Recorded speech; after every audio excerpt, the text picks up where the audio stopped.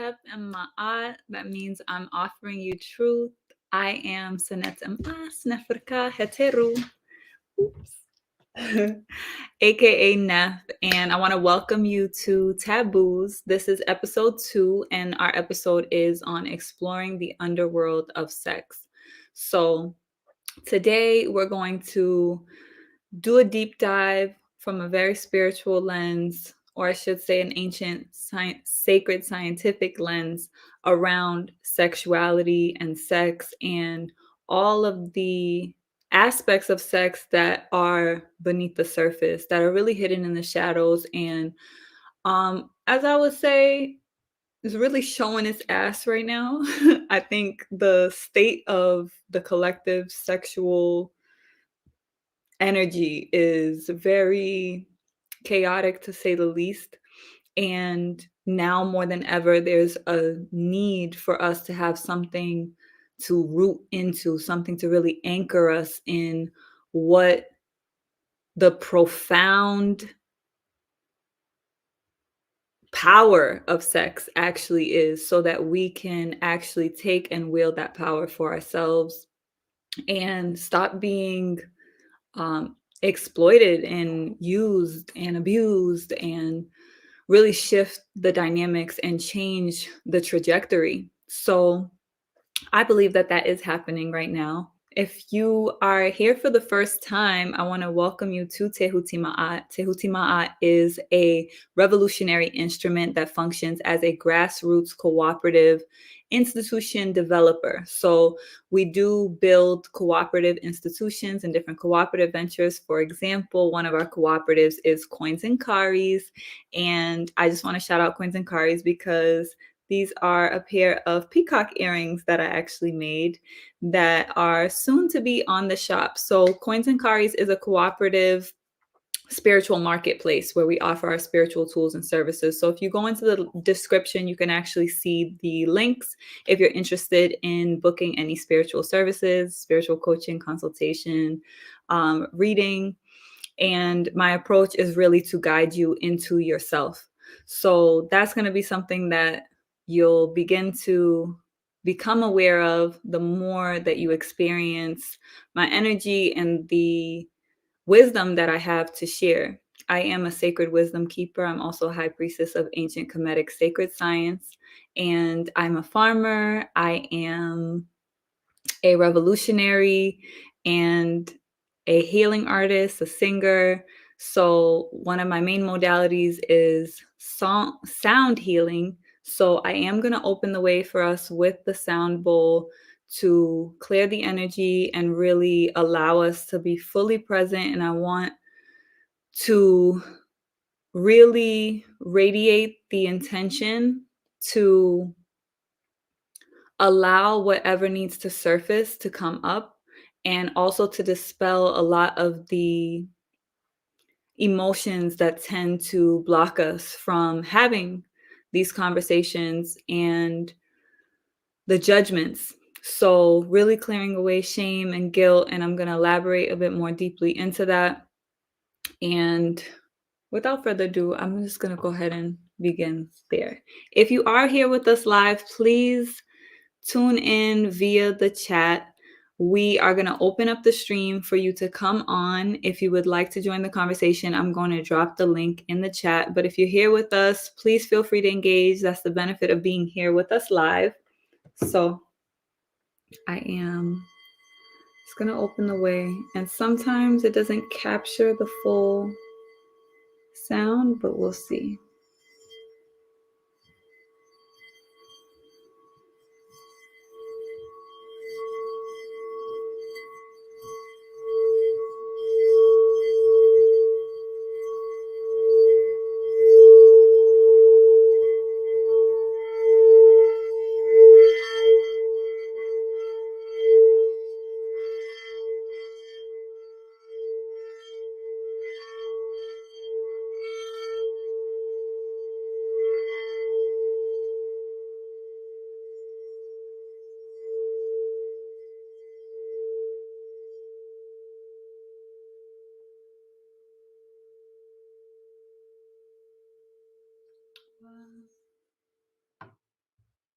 So hopefully it was able to capture the frequency. Sometimes the frequency is so high that it doesn't translate online.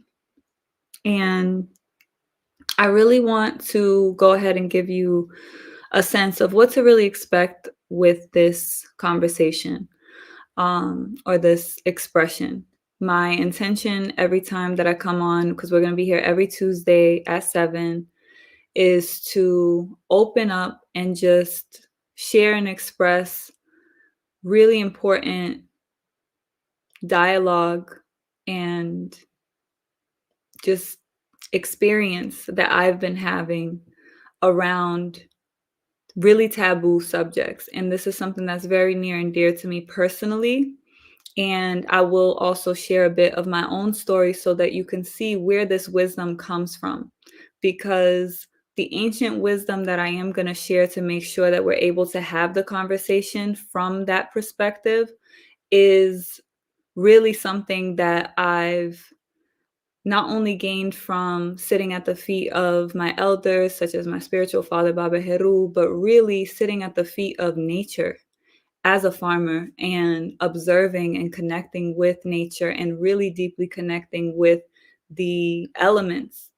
And essentially, as I've gone through my own purification process, not only with foods but I'm talking about emotional and spiritual healing, the more I was able to tap into and awaken my own genetic memory. And I know that that's something that we can all do.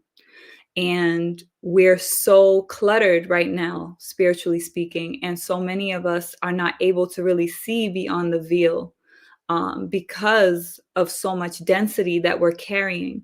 So it's my goal to transmit this sacred wisdom and knowledge in order to support you in putting it into practice and remembering it within yourself and really just reflecting to you whatever it is that you need to see within yourself. So when it comes to sex, obviously we all know we all got here because of sex. So sex is a powerful creative force. It is literally our life force.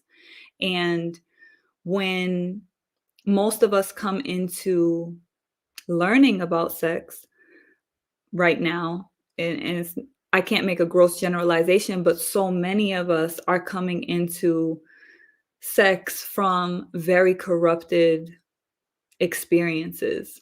And what I mean by that is, and let me just say this off the top, because the entire conversation, when we're talking about the underworld of sex, we're talking about sexual abuse, sexual trauma, sexual addiction, hypersexuality.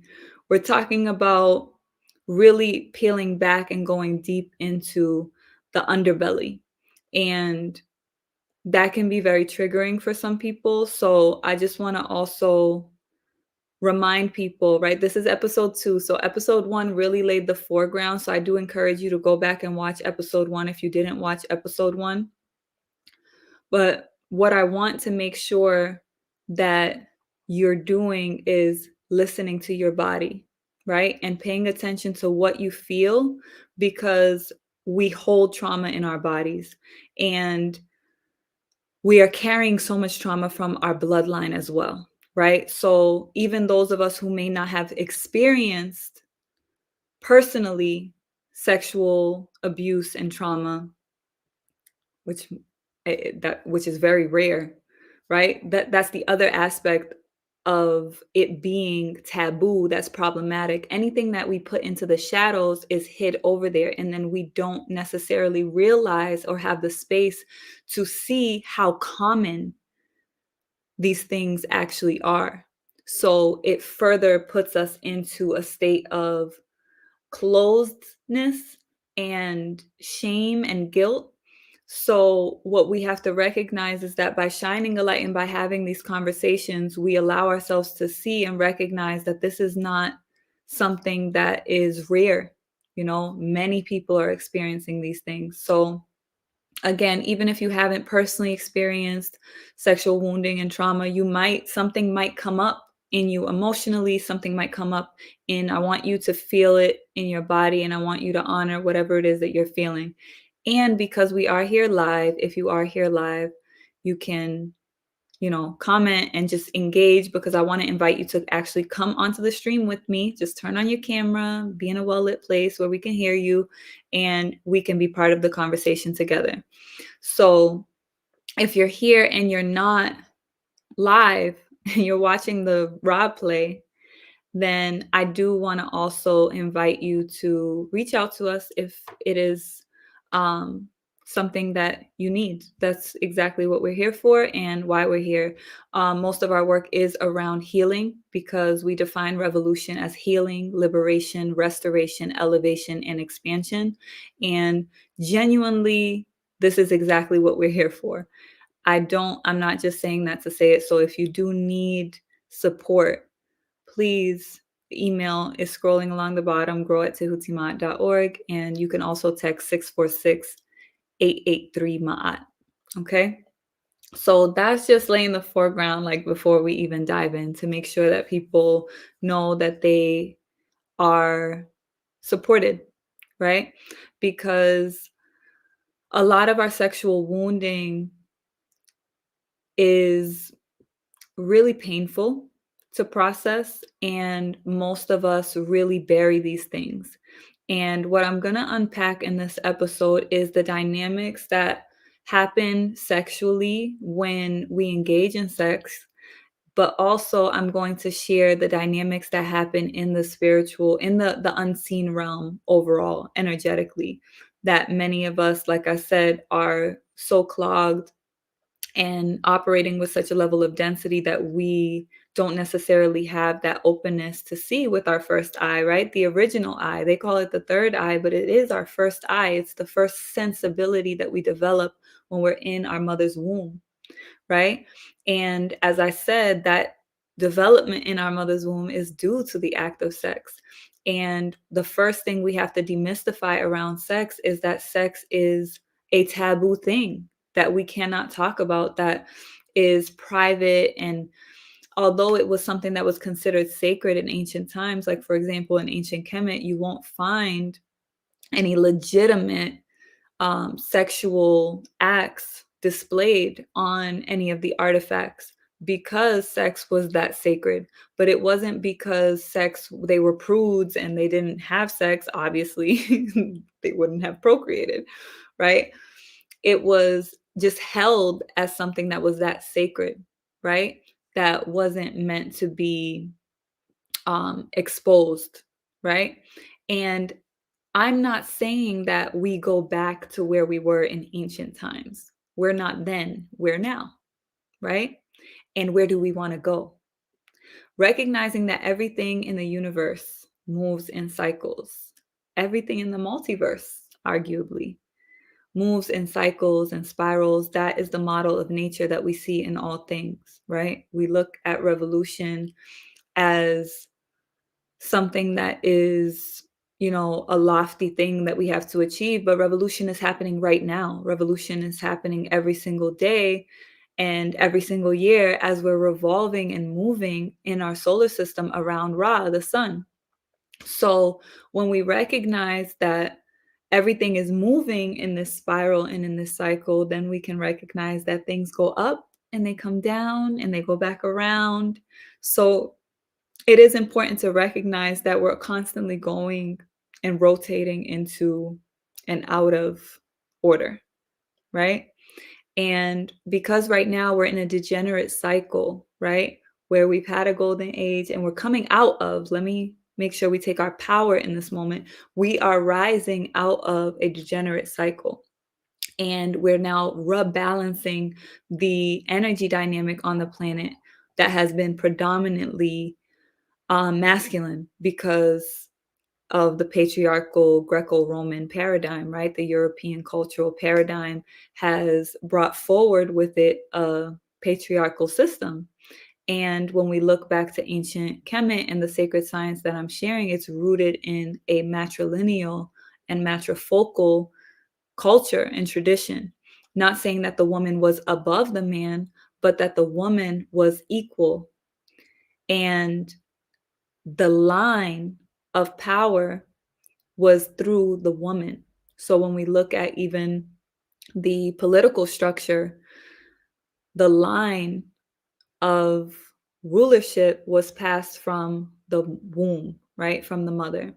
And that was recognizing uplifting the mother principle, right? Because we all know when we look down at our navel, we have a belly button and we all came from that womb. So we have to put those things into context first before we even begin to have the conversation, because the way that we've been oriented into sex has been in such a disempowered way. And that's been disempowering both for men and women. Unfortunately, we tend to think that men have the upper hand in the situation because it's a patriarchal system, but it's damaging our men just as much as it's damaging women. And that's something that's very important for us to recognize, because the imbalance harms us all, because we all have masculine and feminine energy within us. It's not about male or female. It's about energetic dynamics. And it's important to remember that everything is sexual, because we're in a complementary paradigm where there's always a complementary energy, what we call duality. And I like to orient us to think about duality instead of as separation, as complementarity, as the union and the dance between the two, right? The up and the down, and the left and the right, and the masculine and the feminine, and the positive and the negative, and the dark and the light. It's constantly dancing, and that in itself is an act of sex. So when we recognize that this intercourse that we experience in our human vessels and in our bodies, the primal essence of our animal nature that makes us want to actually merge and have sexual intercourse, that is a very primal, natural part of being human that we have to honor. It's not something, when I say that we held it sacred, it doesn't mean that we didn't enjoy it and take pleasure in it. It meant that we knew its power and we respected it. And what's happening right now is the power dynamic is completely controlled. We have literal industries built on exploiting sex, right? When we look at the sex industry, it's very important for us to unpack that, because not only are many of us being introduced to sex through acts of rape or abuse, molestation, a lot of us aren't even able to identify it as that because of the programming that we've taken on about sex. So a young boy who is preyed upon by an older woman, for example, or even an older man, right? Because these are the types of things that are happening that we don't necessarily give as much attention to, because it's not part of the accepted narrative, but it is happening, and it's happening very commonly.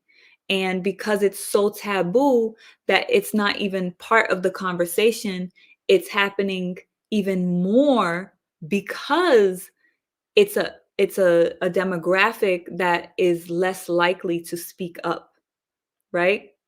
So when you have that young boy who's preyed upon, because it's seen that the male is the active energy, right?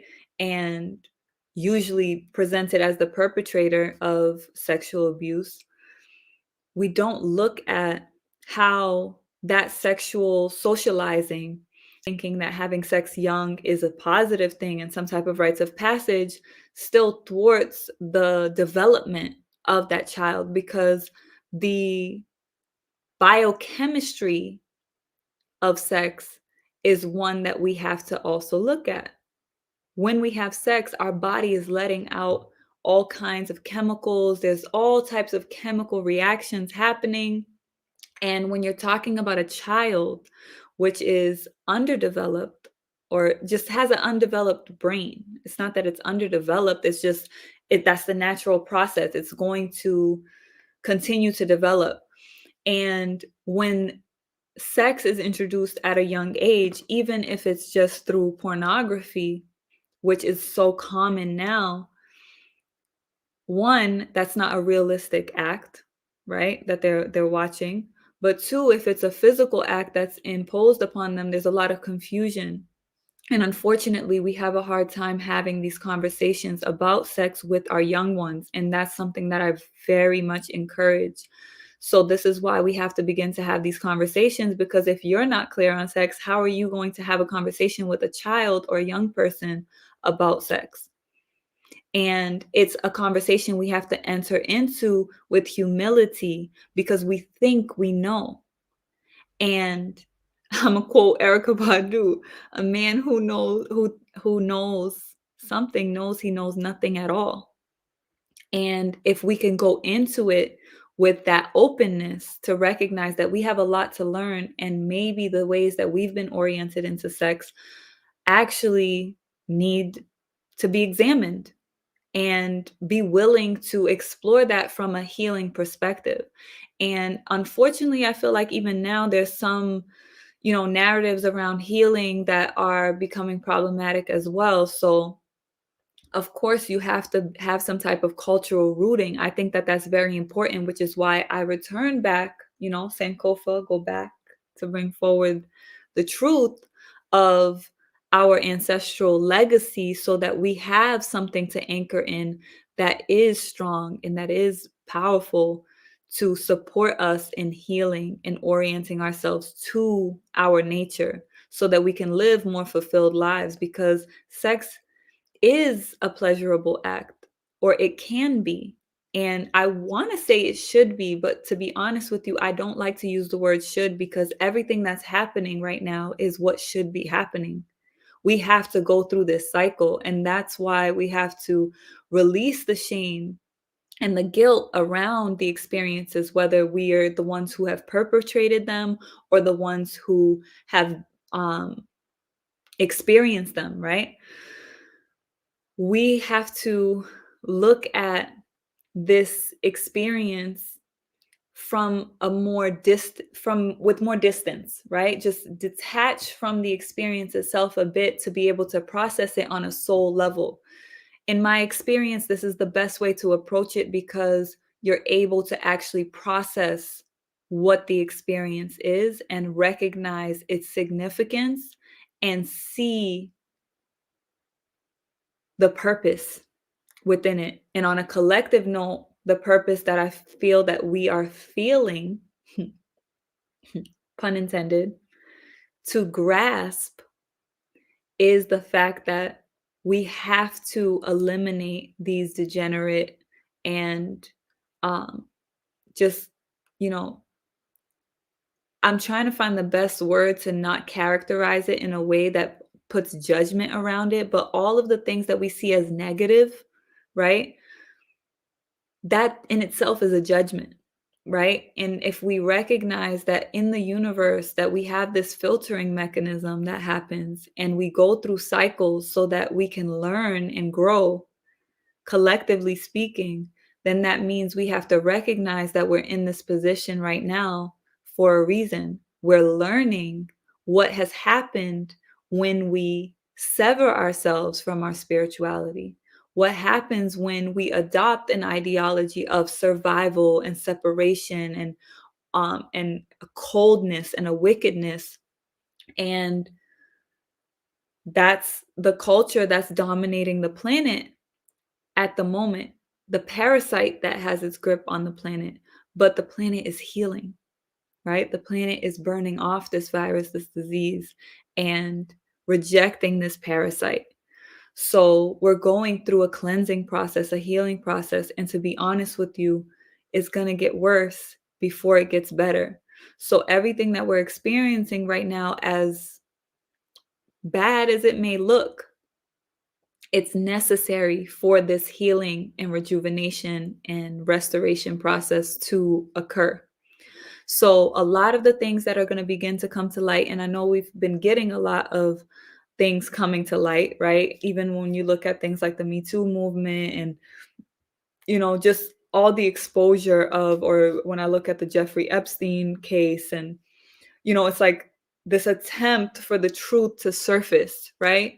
And it will begin to surface. It will continue to surface, I should say. But there's also going to be an effort to undermine it, to reduce the actual gravity of what is actually happening, but eventually we're going to really see it for what it is, right? And that's going to be necessary. And it's going to be ugly, but we don't have to judge it in that way. So what I want to offer, because I feel that the guilt and the shame are so important to process and to move beyond in order to heal, is that we shift our perspective on what is happening on the planet and we take a more empowered approach. Because the act of sex, the reason why sex is the main way that we're being preyed upon individually and collectively to really take our power, is because the power is in the sex. The power is in our creative force. Because when we look at our energetic field and we look at any of the indigenous traditions all around the planet, we look at the body in its whole context, not just the physical form. There's an energy body. So when we're exchanging energy with someone, we're creating an energetic cord between us and that person. And what happens when we're having, sexual acts that are, even consensual sexual acts, like just being promiscuous and having many sexual partners, it creates energetic chaos. And we're also holding on to that energy. And it's not just the female that is holding on to that energy as the receiver. Males are also holding on to that energy. And we're also holding on to the memory of all of the sexual experiences that we've had before, even ones that we may not be conscious of because we've suppressed them so deeply. So there's a layer to why we recycle and begin to desire certain things sexually. One of the things that I noticed years ago when I stopped listening to certain types of music was that my sexual desires shifted. And I started realizing how much the music was impacting what my sexual desire was. So when you look at certain trends in the music, especially when we're looking at now hip hop, which I'll just say rap, because I really don't want to shit on hip hop right now. And that's a conversation for a whole nother day. But when we look at hip hop particularly, or rap particularly, the messaging that's being put out there is hypersexual. And it's not just in rap, it's across the board. But this is about the resurrection of African people and the collective African spirit. This is about the African world revolution. So the culture that's influencing us and that we're driving is one that has been hijacked. And now the energies and the messages that are exalted within this system, this construct, are messages that are going to further disempower us. So ask yourself, what power do you get from all of this hypersexuality? Why are they constantly selling us everything with sex? Why is everything made to be sexual? If you're looking at a commercial on TV for Domino's or something, and it's like super sexual, the way that the cheese is like dripping down, and like it's very intentional because there's so much psychological manipulation when it comes to marketing. And the target energy center is our sacral, our sexual energy, because this is where we have the drive, where the fusion of the energy is channeled into the body through our sexual organs, right? Our reproductive organs, because we also have to think about that primal aspect I haven't touched on. Yes, it is the creative energy because it's the energy that creates life. It merges together the two elements that are needed to create life. So we can't dismiss that. Now, obviously, I'm not making an argument that it's only for that, because it's such a pleasurable experience for a reason, because if you're going to create life and you want to encourage creating life, then you want it to be pleasurable. But we've kind of twisted our perception of even pleasure, because we can easily enjoy and it can feel pleasurable to experience things that are actually not healthy, right? So that's one of those things that we have to examine. I cannot speak from this position and say this is what healthy sex is and this is not what healthy sex is. But for the most part, we have to look at it within the context of Ma'at. So the next principle that I'm going to share as far as sacred science for us to look at the sexual energy through the lens of is Ma'at. Okay.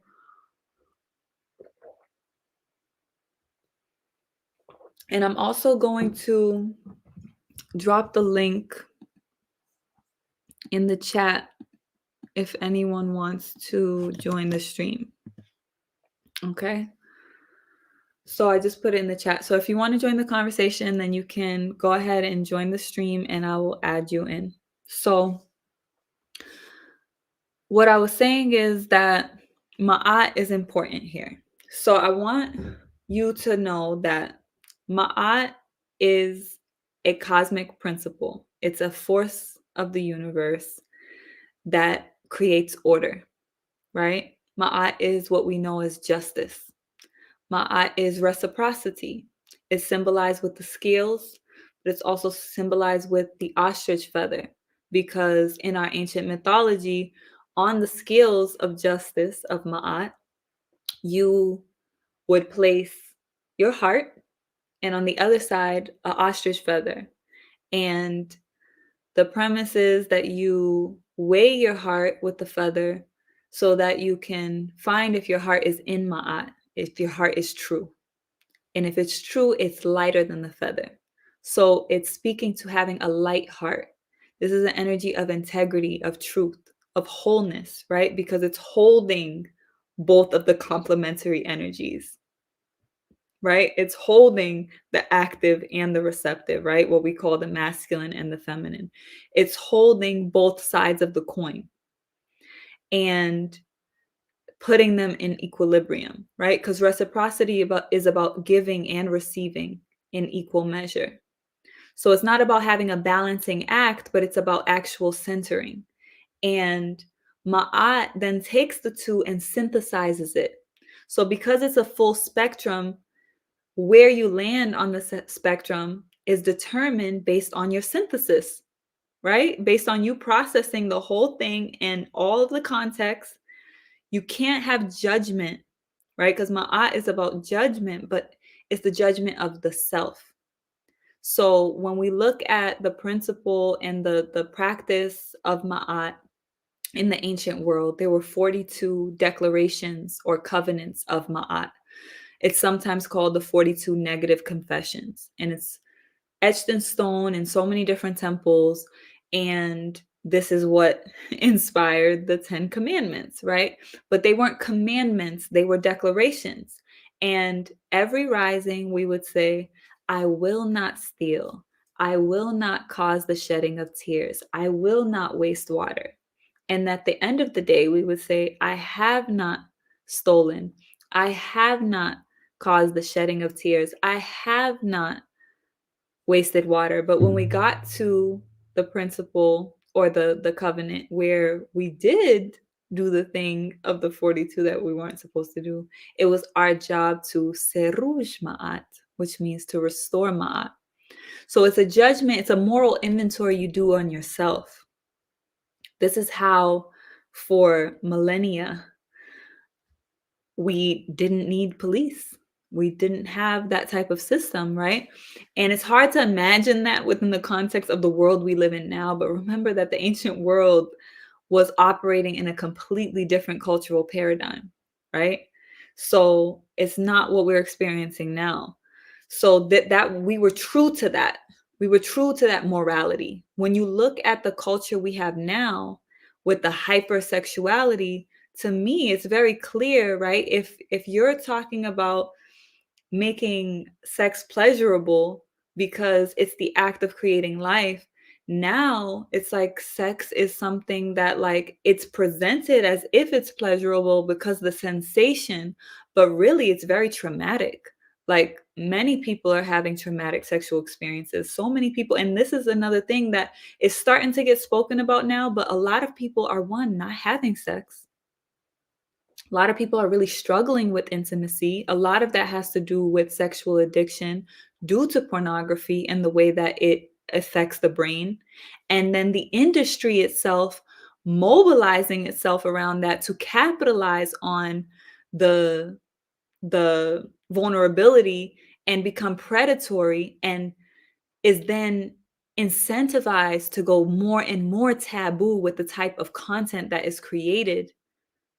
So when you go on there, you then get progressively moved into watching more taboo types of sexual acts. And then that further creates shame and guilt and all of these other things, right? Because if it weren't a big deal, why don't we just do it openly and freely? Why is it something that we all do in our closets and behind closed doors and we don't really speak about it, and it's not something that people are proud of?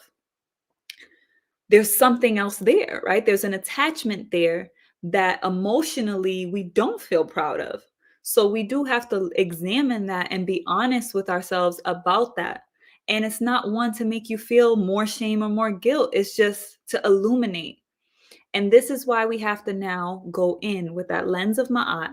It's a moral inventory you do on yourself. No one can judge you. Yes, people can, I guess. People judging each other all the time. Don't judge someone else, because that judgment is a condemnation of yourself. Because when you judge somebody, it's like a boomerang.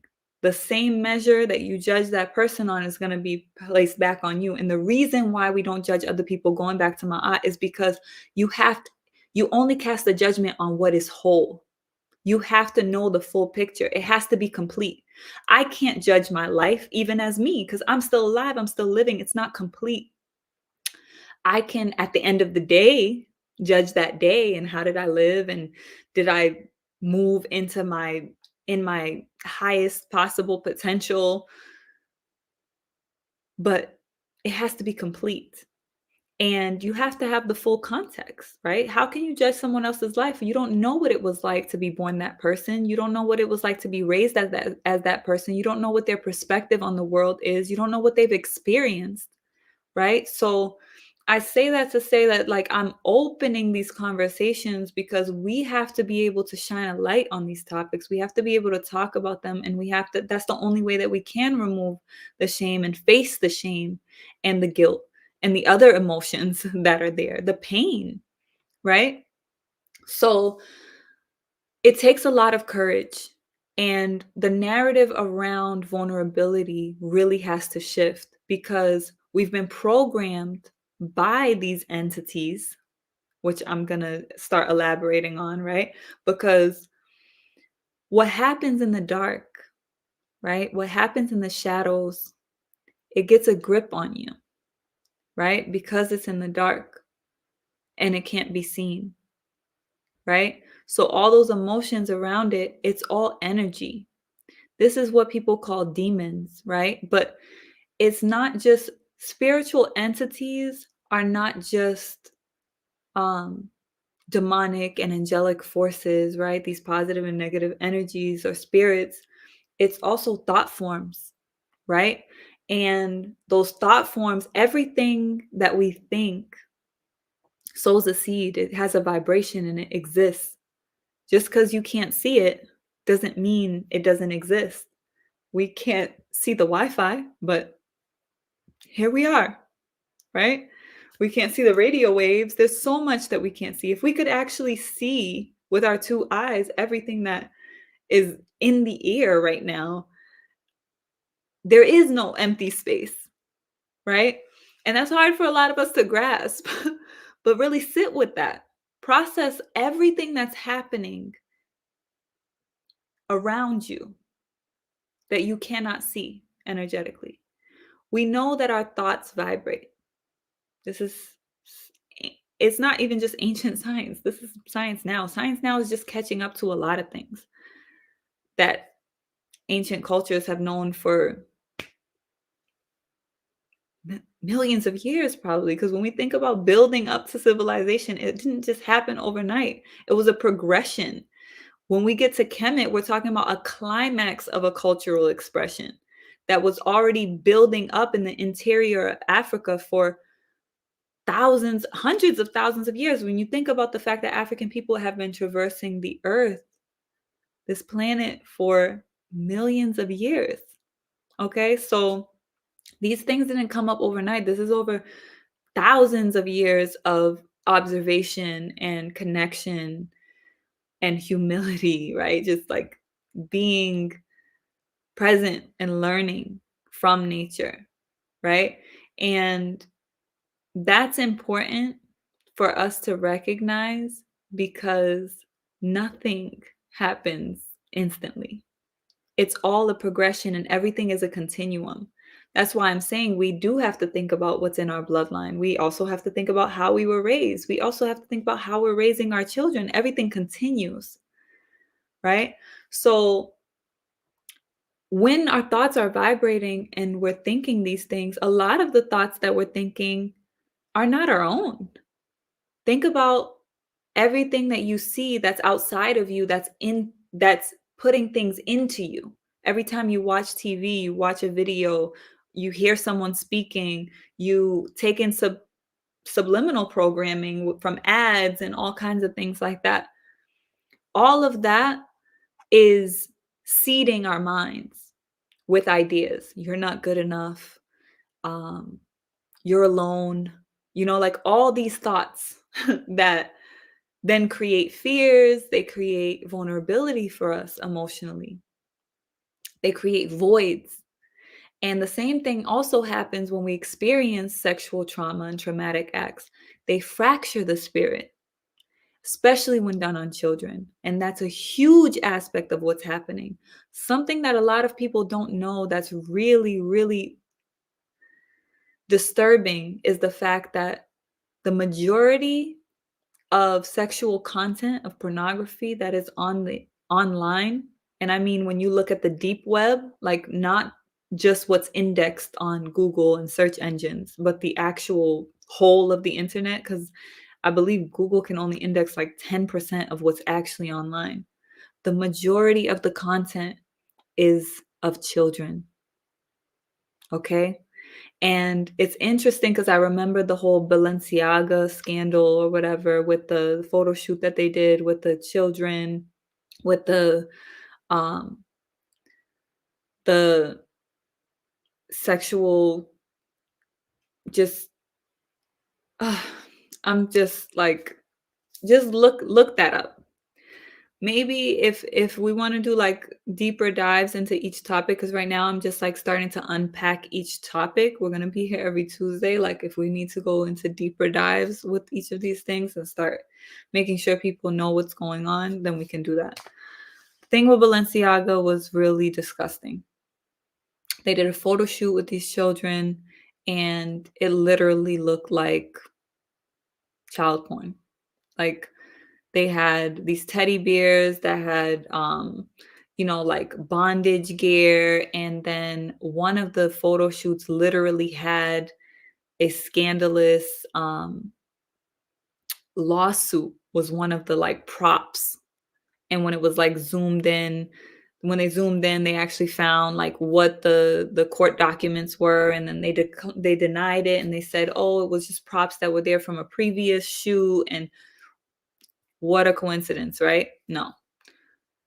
All of this stuff is calculated. And that's the underbelly that we have to recognize, is that this is happening and it's orchestrated.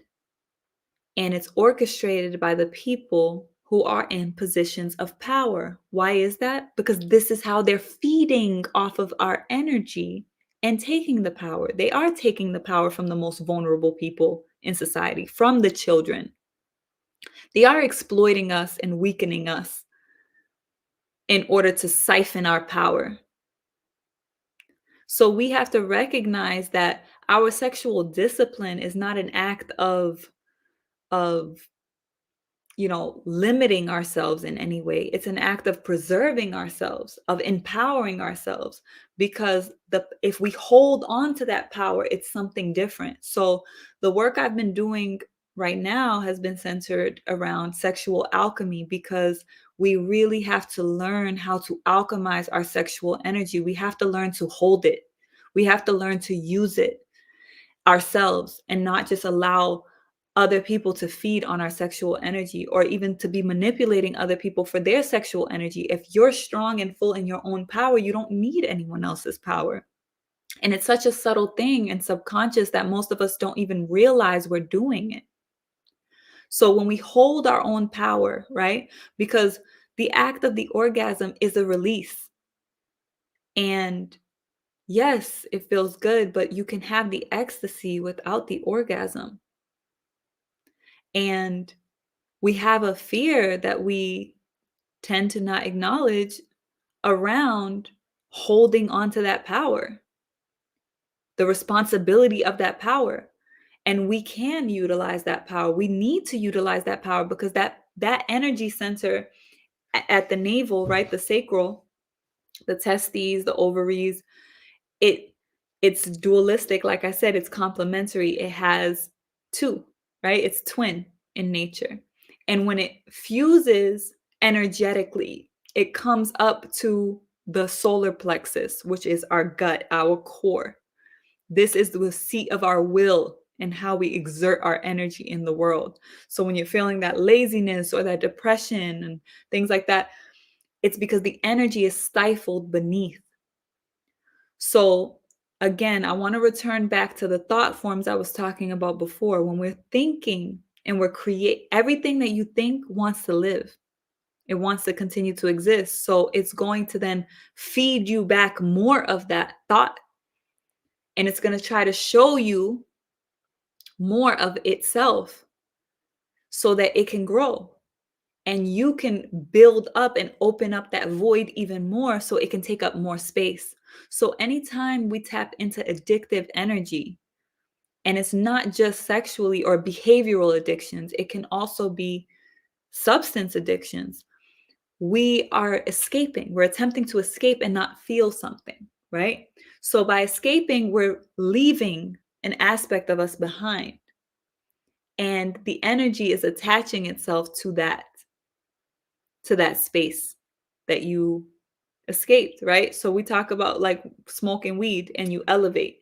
When you elevate, where are you going and what's happening down here? What's happening in the body energetically? So this is what I'm saying about thoughts that are injected into us. If we're full in ourselves and we receive external thoughts, it doesn't have anywhere to go because we're full. Right? So you can easily bounce that thought off, like anything that's trying to show you or compare you to other people or anything like that. You can reject that because you don't have that void. But if you're not full in yourself and you're trying to escape yourself and you're not facing yourself, then you're creating space. When you're leaving your body through substances, you're allowing space in your energetic body for other energy to come in and take up that space. And I know this is like a very ethereal thing to think about, but that's what's happening energetically. And it fuels unhealthy things to create more density. So whether that's more substance use or if it's eating unhealthy foods, right, that create more density for you. Emotional eating is also a behavioral addiction, right? So any of that type of behavior is creating more vulnerability and openness for you to be preyed upon. But the vulnerability that we want to welcome is the vulnerability that it takes to be open and honest, to release and express what has happened. So I'm going to just share on my side, just my experience, because when I was molested as a child, I didn't say anything until I was 23 years old, okay?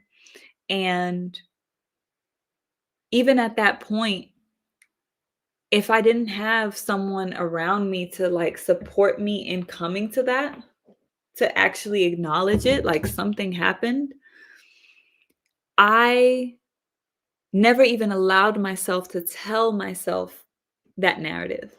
I never even told myself that I was molested. I remember the first time that I acknowledged it, and I remember feeling like this intense like, implosion of both fear and uncertainty and, like, on one side, but, like, freedom and, like, just a true, like, liberation and, like, relief on the other side because I had finally expressed what had happened to me.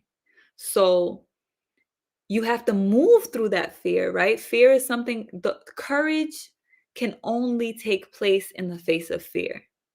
So, even though we've been programmed, like I said, by these entities and these energies that want to continue to feed on us, because systemically, people that are predators and feeding off of your energy, they know what will liberate you so that they wouldn't have access to you anymore. And they don't want you to heal.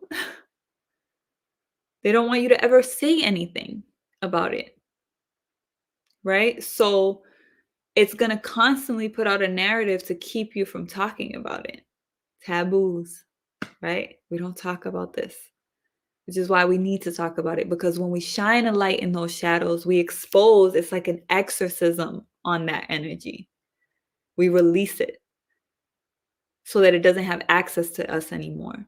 And the more people see it and the more light we shine on it, the more healing happens and the more it's exposed, because it's not an individual thing. We can honor the distinction between each of us, but the separation is an illusion. We are one, right? With literally the universe, it's one song. So we might be playing different instruments, but it's one song. So ultimately, when we shine that light, each of us healing ourselves, like me going to the darkness, like I can speak on this because I experienced it. I went there. I know the pain and I know how difficult it is to, like, come out and then tell your family, and because there's layers to it, because there's that spirit of justice of Ma'at, like you have to shine the light, but then it's like, how do you create accountability around it, right? And on one side, we're talking about it's easier to deal with it if you're the one who experienced it, or you were the victim, or you're the survivor. But if you're the perpetrator and the person who did it, which usually is someone who's also been violated, and we usually have a hard time dealing with that part because sometimes we humanize the person in a form of escape so that we're not fully dealing with what happened. And then other times we completely reject and dehumanize the person because we need them to be the villain. But if we internalize it and we recognize and take our power, because that's what the act does, it strips us of our power. So we have to take back our divinity, right? Take back what was taken, because it is an act of power, right? In the Blueprint for Black Power, Nana Amos Wilson talks about force as power and coercion as power, the different types of power. This is, I believe, in the first or second chapter. And it's really important to recognize that sexual abuse, sexual violation is an act of force as power, because it's something that's imposed on you. So it is stripping something, but you can reclaim it. And this is the power dynamic that we have to begin to expose and become aware of so that we can reclaim our power and our sexual sovereignty. So knowing that these systems and these industries are created to literally take our energy, right? Our power, whether that be your money, your attention, right? All of that is valuable. What else do we have? Our health, right? So we just have to allow ourselves to start going deeper into each one of these spaces. And that's what this place is for, right? So I want to shout out to For Africa. Thank you for being here with us live. Salute. If you want to join the live stream right now before closing off, I still have the opportunity for you to join and it to be a conversation, which is my intention. So I'm sure as we warm up and we get more people to join the live stream, then we can, get some people on here. And I know it takes courage to even talk about these things because a lot of us don't feel comfortable having these conversations. And some of us are just scared to like out ourselves. It was interesting because I was speaking to my sister Tanu, shout out to Tanu, about it. And, people not contributing to the conversation can be because they feel like they're going to out themselves by speaking on it or saying a topic that they wanted to talk about, right? In the first episode. And I was processing that and I'm like, yeah, like I recognize that a lot of people can't have this conversation, like can't be a part of it. Like they want to have the conversation on a soul level, but there's, you know, some hesitancy there. So I'm aware of that and still going to show up every Tuesday at 7 to have these conversations and to just express these thoughts because I think that they're really important. We have to recognize the purpose of sex and honor it as a sacred sexual act, right? We can still engage in sexual act, but we have to recognize like what comes along with it. It's simple as that. It's just being more accountable and more mature because we've devolved in a lot of ways.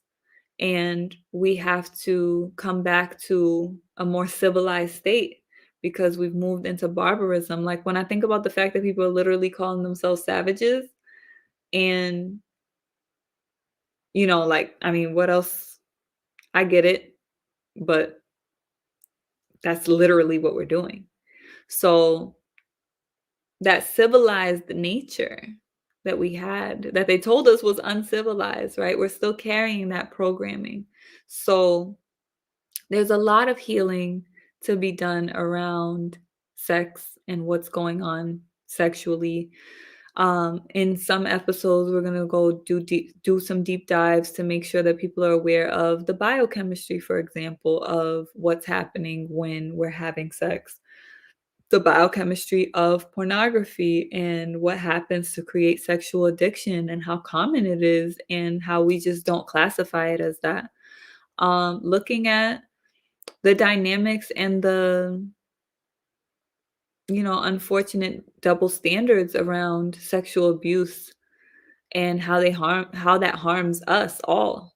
So there's a lot there. I want us to definitely talk about ancestral wounding and really get into that, like the ancestral wounds and the fact that, this hypersexuality is really existing because we still remember being bred, like literally being treated as animals and not human, and thus just being used to procreate, right? Like there were literally breeding farms where African people were kept to just breed. And that's a legacy that a lot of us are carrying in our bloodlines. There's the legacy of rape of both men and women and children, and that's a legacy. But the breeding is what is the breeding camps where you would have at times like a mother would have to sleep with her child or a father with his daughter, like this was a common thing. And that is the mark of incest that is still recycling itself, right? So we have a lot of that. And then just the hypersexuality of looking at sex and producing children, or even just the act of sex as something objective and just like meaningless. So all of that is leaving a scar on our spirits. So these are the things that I intend to unpack in these conversations and allow us the space to process it a bit more. And I want to be able to share more of the ancient sexual sanctity. Like, how do we now engage in sexual acts in a way where we're able to experience and explore our sexuality in a way that's not going to be exploitative, and in a way that is empowering for all involved. So for Africa said, our people are still suffering from slavery. We exploit our own women today. It's a form of sexual abuse. Yes, that's very true. And that exploitation is also exploiting the man as well. I was thinking about it because I was thinking about the pimp archetype, right? And it's interesting to me that the pimp archetype is one that exploits the feminine power. And again, this is just like the archetype. It's beyond gender, right? Because you have female pimps, you have male hoes, right? But within the archetype, let's just look at like a male female dynamic. You have sexual exploitation there, right? And any type of exploitation, especially when it comes of the female, right, of the feminine energy, because it's receptive, it then masculinizes it because it has to be active. And if you look at sacred sexuality and ancient traditions, and you look at the sacred feminine principle, it's one of mystery. It's one that is like, it's alluring. It's not exerting, it's pulling the energy in because it's receptive. That's its nature. So when it's out there like that, like OnlyFans, all the other things, right? Like putting the sex out there, or like the music. And I was even looking at a lot of the people who actually write for a lot of the female rappers are men. And that's not a coincidence with that type of hyper masculine sexuality. So I think it's a matter of us taking control of the narrative and recognizing that that shit's not cute, actually. Like, it's not balanced, So if we want to honor both the masculine and the feminine energy within us, then we have to realize that we need both, and we have to be able to synthesize and know when to use both. I'm not saying we never exert ourselves sexually, right? But you want to sit in your position of power, right? And if your position of power is to bring things to you, then that's the position of power. And I don't mean that in a manipulative way either, because it can also be done with the same power dynamic. So even though women are mostly abused in a particular way, men are also abused sexually a lot. And I feel like there needs to be a lot more accountability on the women's side of how women exploit men's sexuality. And the power is just not in the pussy. The power is in, I don't like to use the word penis, but the power is in the henenum. So ancient word for the phallus is henenum. Ancient word for the vagina is shetet. See how it's like it's like henenum is stronger and shetet is sweet. Like, it just has that type of vibration.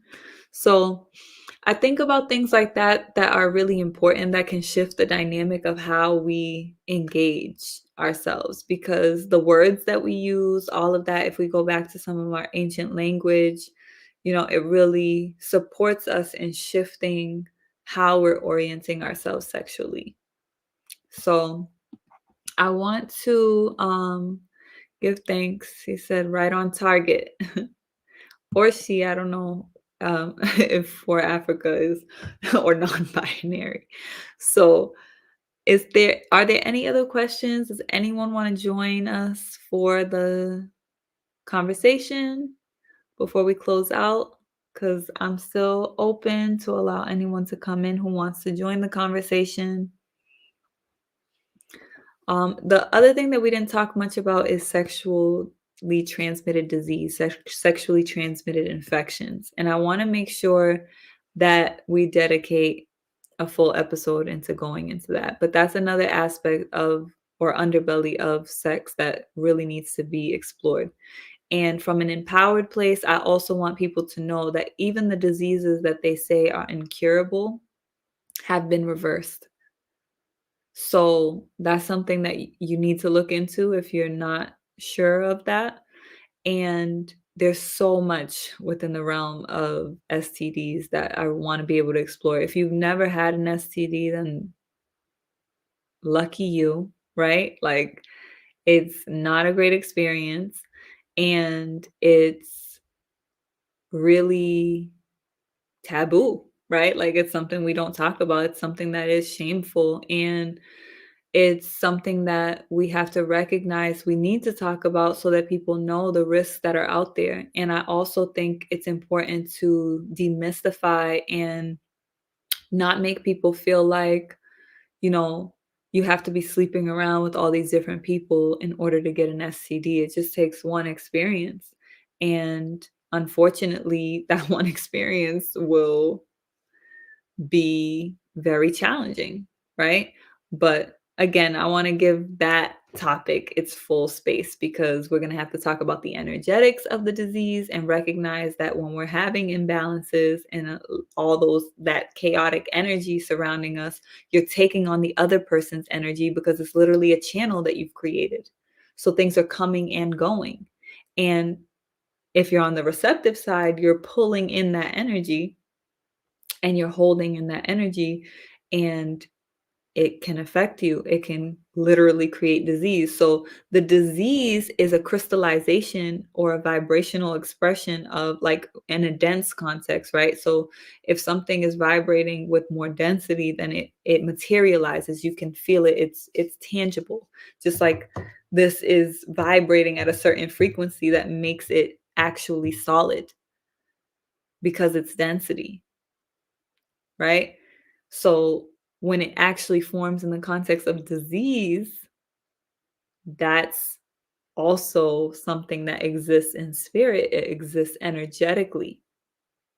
So it's important for people to not be afraid to get tested, to make sure other people get tested. That's something that I really want to be able to talk about in terms of like exploring this more deeply because you have to be able to be aware of what is going on. If everything is promoting promiscuity, but then there's nothing talking about all the downsides of what's happening to people, like literally like epidemic levels of sexually transmitted diseases, we really have to be able to deal with these topics and really talk about them so that we know the ramifications of our behavior. Because again, Ma'at, you have to be accountable. I feel like that's more of the element of Tehuti, which is the masculine complement of Ma'at. In our ancient tradition, there's always a balanced energy. You always have a complementary energy. You have a masculine and a feminine. So with Ma'at being the heart, right, as I shared earlier, Tehuti is the mind. Tehuti is the analytics. Tehuti is the scribe, the communication, the connection. So Tehuti keeps the record. So that's what makes us accountable. And if we could be accountable to the effect of our behavior, of what it's going to cause, then we can be more wise in our choices. It's not just about having a fixed or like religious perspective on our sexual behavior. It's about recognizing what it creates and making choices from a place of wisdom and from an informed place, right? Because if things stay taboo, then you're not going to be informed about them. If they're all in the shadows and no one's talking about them and no one's telling their story, how are you going to know the reality if you're only seeing one side, right? They're not talking and broadcasting about all the people that are committing suicide. They're not talking about all the people that are suffering from depression. Yeah, they'll put all these ads up for all these psychotropic drugs and treatments, or um they're not really treatments, so I don't even want to say that, but just ways to further capitalize on people's misery. But they won't talk about the cultural dynamic, the social dynamics that are creating this reality, the physical health dynamics that are creating this reality, the mental health, the emotional health. So, all the work around sexuality and being able to have these conversations is allowing us to process and deal with and become more informed and mature our emotional perspectives and our actual emotions and what we're emoting around sex. So, I want to thank you if you were here with us live today. And I am very thankful to anyone who showed up. And if you watched the raw play, feel free to leave a comment. And I hope to see you next Tuesday for our next episode. And I'm looking forward to diving deeper into these conversations. And I'm hoping that some people will come on to the conversation live. So I'll just put up these final comments, real talk on the mental health aspect, and them capitalizing on it. Yep, capitalism at its finest. And shout out to Jeannie Botanica. Okay, blessings, power.